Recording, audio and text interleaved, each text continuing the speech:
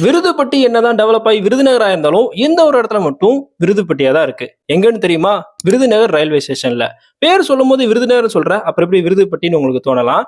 பேர் என்னவோ Virudhunagar railway station தான், ஆனா அதோட கோட் விபிடி. விபிடினா விருதுப்பட்டி.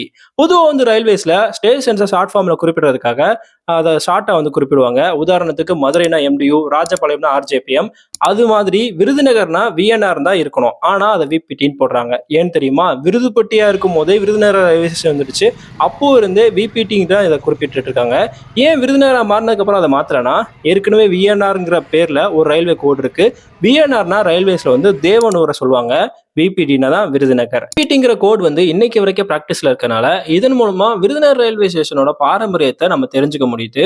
தமிழ்நாட்டுல இதே மாதிரி நிறைய பாரம்பரிய பழைய ரயில் நிலையங்களுக்கு ரயில்வே கோட் மாத்தாம வச்சிருக்காங்க. அது ஏதாவது தெரிஞ்சிருந்தா அதை கமெண்ட்ல சொல்லுங்க.